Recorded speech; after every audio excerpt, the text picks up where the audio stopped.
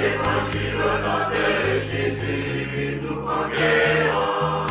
Nous sommes guerriers pour l'évangile. Évangile au nom de Jésus, nous conquérons. Quelle que soit la nécessité, Nous conquérons. Au nom de Jésus, nous conquérons. quelles que soient les épreuves, Nous conquérons. Au nom de Jésus, nous conquérons. quelle que soit la nécessité, Nous conquérons. Au nom de Jésus, nous conquérons.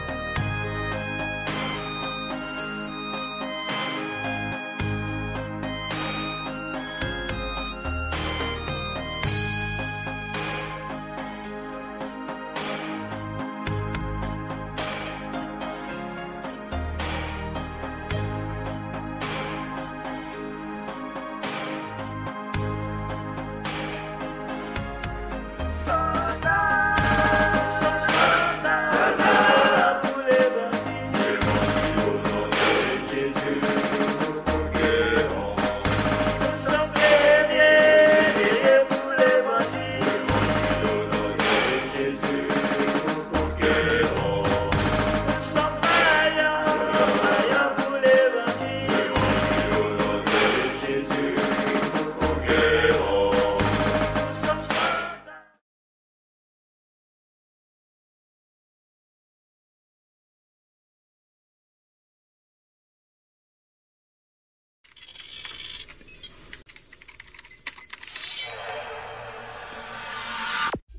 Puisque l'approche scientifique ne permet pas de trancher la question, il faut se tourner vers d'autres indices pour trouver la réponse. Le premier signe est en rapport avec la Bible. Pour beaucoup de gens, ce best-seller mondial numéro 1 est juste un livre religieux parmi d'autres. Pourtant, ceux qui prennent la peine de le lire se rendent assez vite compte d'une caractéristique surprenante. Son unité, sa cohérence. Bien que sa rédaction ait demandé 1500 ans, elle nous dévoile un propos cohérent qui s'est construit progressivement au cours des siècles et qui apparaît au final comme un édifice impeccable, majestueux, et qui dépasse totalement ceux qui l'ont construit. Des premières pages au dernier mot, elle est centrée autour d'un même sujet, la connaissance de Dieu, le Messie et le plan du salut divin pour l'humanité. Pour celui qui ne connaît rien à la Bible, cette affirmation peut paraître un peu fumeuse. Pour lui, c'est juste des mots, des concepts abstraits, de la spiritualité, sans rapport avec le monde réel. Mais pour celui qui la lit et cherche un peu, l'évidence devient de plus en plus écrasante que quelqu'un, derrière ce livre, au travers de centaines d'épisodes, de miracles, de prophéties et d'événements surnaturels, quelqu'un a construit un message qui nous est adressé. Par exemple, Moïse expose clairement la base de la relation avec Dieu et annonce la venue du Messie. 5 siècles plus tard, David, parmi d'autres, prophétise les détails de la crucifixion tout en engendrant les ancêtres de Jésus. 300 ans plus tard, c'est l'œuvre monumentale d'Ésaïe qui complète de façon saisissante le portrait du Messie, annonce son sacrifice, sa résurrection et la future restauration mondiale. Et c'est comme cela tout au long des 66 livres de la Bible, avec des centaines de détails et révélations surnaturelles. Et cela pose une vraie question. Comment cette quarantaine d'auteurs tellement différents, Moïse, David, Salomon, Ésaïe, Daniel ou Jésus, qui a accompli des dizaines de prophéties par le seul fait d'exister, comment peuvent-ils parler d'une seule voix et aborder chacun une facette du même message ? Sans se connaître, ils se confirment mutuellement et construisent le même tableau, un seul tableau immense et qui les dépasse totalement. C'est complètement incompréhensible et impossible à réaliser. Ils ont été chefs d'État, bergers, prophètes ou apôtres. Ils ne se sont jamais connus, ont vécu à des siècles d'écart et sont pourtant en parfaite unité, centrés exactement autour du même sujet. Impossible, n'est-ce pas? Et c'est un cas totalement unique. Ni le Coran, qui ne s'appuie que sur un seul homme, sans antécédent, ni aucune confirmation postérieure, ni les écrits hindous, truffés de récits légendaires, ni aucun texte religieux de l'Antiquité n'a ce caractère unique. La Bible seule comporte cette sorte de filigrane attestant de sa véritable origine. Le second signe est lui aussi au cœur des passions les plus extrêmes. Il s'agit du peuple juif. Étrangement, le simple fait de parler d'Israël déchaîne des réactions quasi irrationnelles. Certains veulent son extermination, alors que d'autres le voient comme le paradis sur terre. Mais si on veut bien rester calme et juste considérer les faits, l'histoire, il y a pourtant de quoi s'interroger sérieusement. Comment ce peuple, haï depuis toujours, déporté une première fois, puis revenu sur sa terre il y a 24 siècles, puis déporté à nouveau et dispersé dans le monde entier pendant 17 siècles, comment a-t-il pu survivre? Et comment est-il demeuré un peuple distinct? Aucun autre peuple n'a jamais connu une telle trajectoire, défiant toutes les lois historiques. Comment a-t-il pu reformer un État et même se remettre à parler son ancienne langue? Ça n'est jamais arrivé à aucun autre peuple. Il y a 25 siècles, le prophète Ésaïe posait une question étrange. Un pays peut-il naître en un jour? Ça ne s'est jamais produit, sauf pour la nation d'Israël, qui est née en un seul jour, le 15 mai 1948. Et cela, à peine 3 ans après la fin de la guerre et la solution finale mise sur pied par Hitler pour les exterminer. Et ce n'est pas tout. Le lendemain, Israël était attaqué par les armées de 4 pays arabes, supérieurs en nombre et en armement, et il a pourtant gagné la guerre. Des soldats ont même raconté avoir assisté à des interventions surnaturelles. Étrange, non? Par la suite, malgré le rideau de fer, des milliers ont émigré de l'ex-URSS, accomplissant une antique prophétie qui mentionnait le retour des Juifs depuis le pays du Nord. Si on considère sa contribution à la science, les Juifs ont remporté 20% des prix Nobel, alors qu'ils ne sont que 0,2% de la population mondiale. Comment est-ce possible? 150 ans avant, ce n'était qu'un pays désolé, entièrement livré à la mauvaise herbe. Et aujourd'hui, on en parle comme d'un miracle d'agriculture. Ésaïe avait prédit que même le désert refleurirait. Et on trouve aujourd'hui des cultures jusque dans le Negev. Interrogé par le roi de Prusse, Frédéric II, qui lui demandait une preuve de l'existence de Dieu, son chapelain lui avait répondu « Les Juifs, sire, les Juifs ». Et d'où vient la première religion mondiale? De Jésus, un juif, dont l'enseignement, la mort et la résurrection continuent à impacter en profondeur la société humaine. Évidemment, ce peuple est loin d'être un modèle, et il a souvent sombré dans la corruption. Mais la Bible déclare que Dieu en a fait un signe parmi les nations. Qui pourrait dire le contraire?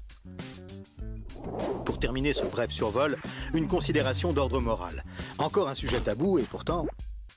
La Bible présente le bien et le mal comme des valeurs absolues, des valeurs extérieures à l'homme, qui les perçoit cependant par le moyen de sa conscience. Au contraire, la vision matérialiste de l'homme affirme que le bien et le mal sont des notions culturelles, relatives, résultant d'un long processus évolutif de l'être humain.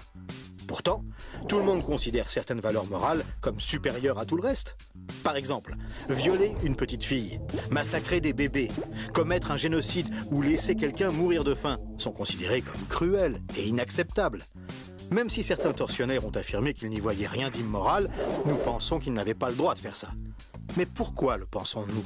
Pourquoi pensons-nous que certains préceptes moraux sont supérieurs? D'où vient ce sentiment qu'il existe, en dehors de nous, des normes morales supérieures, des normes indépendantes de nous, puisque nous nous sentons nous-mêmes jugés par ces exigences morales? Étrange, non? Nous avons parfaitement conscience d'être imparfaits. Nous pensons que l'humanité est détraquée, mais par rapport à quoi?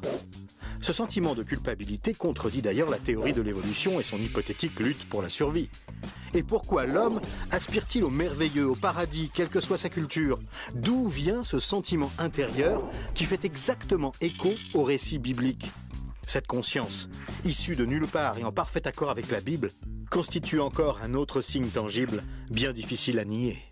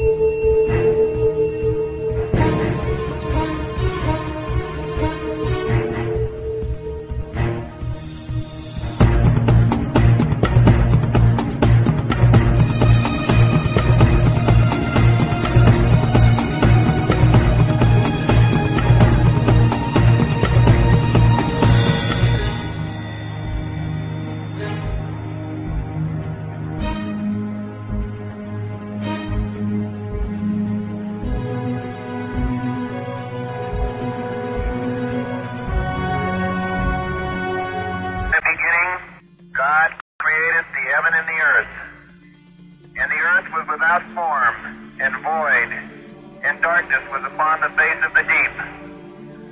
And God said, "Let there be light." And there was light. And God saw the light, that it was good.